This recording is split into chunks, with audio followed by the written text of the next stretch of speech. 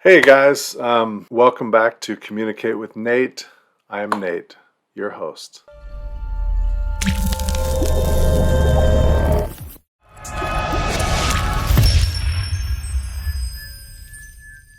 Yeah, so I would like to talk a little bit today about the complex relationship between the monarchy of the UK and the people and government of the United States. I want to talk more of it from a linguistic standpoint, since there's so much that could be talked about. But just to say briefly, we Americans, we fought for independence and we won that independence. While we do not recognize the monarchy as our sovereigns, we have always retained a deep respect for them, as a lot of us have English ancestry. I'm almost half, British. And so we do have a lot of history there, so we have a lot of respect. There's this romantic view of what the UK is and the culture. I think that the monarchy plays a part of that. And, so we have a great respect for them. At the same time, we recognize that they are the monarchies of that country. And, but we have great respect for them. Now, just to talk a little bit about King Charles III, and the way that he speaks. We're going to listen to a little clip of what he sounds like when he speaks. My lords and members of the House of Commons, Her Majesty's government's priority is to grow and strengthen the economy and help ease the cost of living for families. Her Majesty's government will level up opportunity in all parts of the country and support more people into work. Tell me what you think in the comments. How does that make you feel when you hear that accent? When I hear it, it sounds extremely posh. It sounds like someone who definitely went to some of the best schools in southern England. I mean, even if you didn't know that was the king, if you heard that accent, if I heard that accent, that would be my reaction. Wow, this is someone that is probably from a rich family, from southern England. This is a person who thinks very highly of himself. But, it's when you hear someone speaking like this, tell me, do you think that this sounds like it at all? No. Yeah, I love doing accents. I love learning accents and imitating accents. I am always trying to practice them and get better. I know they're not perfect, but they are fun. They're fun to do.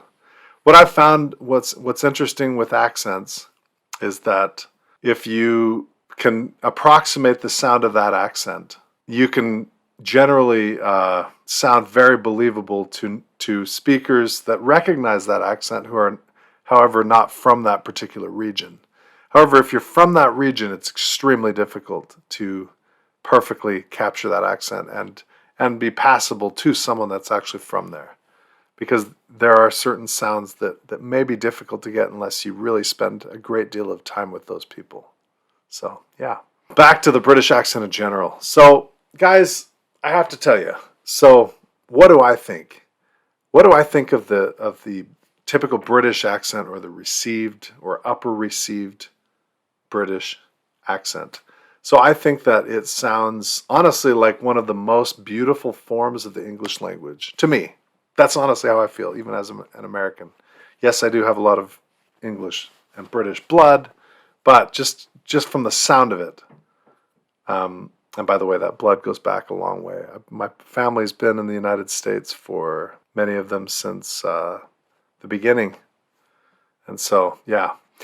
Regarding these accents, though, I feel like, someone who speaks with that accent, like, someone like Hugh Grant, someone like King Charles, when someone speaks with an accent like that, it evokes certain things definitely in your mind.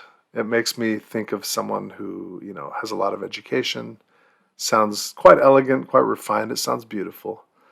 At the same time, it might sound like someone who is a bit stuffy, someone who thinks very highly of themselves. Anyway, yeah. Tell me what you think down in the comments below.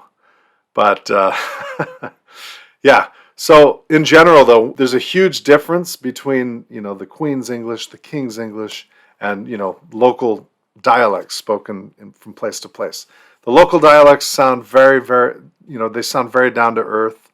They sound, very friendly, and they're very delightful. But they don't sound like they think they're better than other people. Or honestly, when a lot of, especially Americans, hear about a British accent, they think of just that King's English, the Queen's English. However, the reality is only a very small percentage of people speak with that particular accent. Now, many people can also use that accent when needed, even if they speak with a dialect. Maybe when they call the phone company, I've been told they can speak, in a different way if they need to for certain situations. But they also they retain their home dialect. And so those dialects, they sound very friendly. They're very interesting. It sounds like, just think of characters from Lord of the Rings. They're delightful. They're fun. How do I think that the British accent stands up with the American accent? For example, standard British, standard American.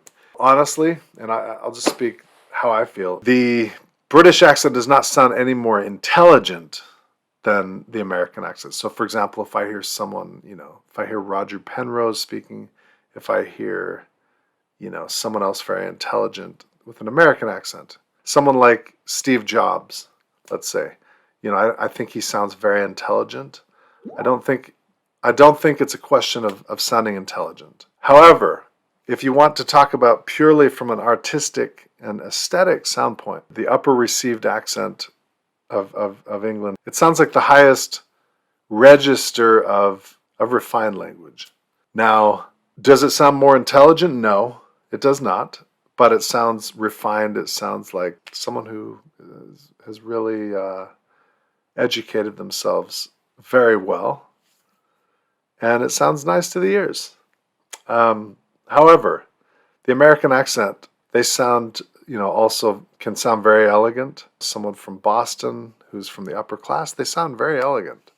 Or if you talk to, let's say, the Southern gentleman accent, Charleston, South Carolina, Savannah, Georgia, these also sound very, refined. What it is, it's more of a question of aesthetics. Richard Feynman was a brilliant guy that spoke with like a Brooklyn accent. Yeah, and if you're from there, it sounds very different. If you're from the West, when we hear those Northeast accents, they can be difficult to tell the difference. However, we will cover those more in detail in another video. But in general, though, I believe that, Australian Standard English, American Standard English, Irish Standard English, New Zealand Standard English, Canadian Standard English, all of those to me sound about equal in elegance. And they all sound equally intelligent as well, all of those standard forms of the language. Now, if we're talking about dialects, the upper standard received accent of England, to me, sounds the most elegant. However, all of the standard forms of the language sound equally intelligent to me. And, some of them can be quite delightful as well. We'll cover some of those more later as well. When we talk about dialects, if you just say the British accent sounds more posh than the American accent, that's not true. Because there are American accents that sound more posh than a particular dialect in Britain. It's so different. Each place is so diverse. Remember as well that there are certain aspects of American English that are actually more archaic than British English is today in certain aspects. And so, it's not a question of how old it is. They're both equally old. Why do I say that? Because American English came from several different dialects of British English, okay? And then it was also influenced by some later immigrants as well, most likely, to a degree. They both have been influenced. British English was influenced as well through time by the Norsemen, and then later by the French, the Normans. It was later influenced by a lot of different sources as well, such as some of the colonies, like Jamaican English. People that have come from different parts of the world and from the Commonwealth that have immigrated to England. there are slang words and things and accents which have been influenced as well by immigrants, just like what it was in the U.S. And so, yes, I think that all accents are equal. Neither one is more intelligent than another. There is a matter of aesthetics, but which accent do you find the most beautiful? Why don't you tell me below? Remember, if you like these videos, guys, please like and subscribe. I love making these. I love talking about languages. I love learning languages, and I'm going to help you learn English as well. And why don't you subscribe if you like what I do? Thank you guys so much. And put a comment below. Tell me what you think about languages. Do you like studying languages? See you guys.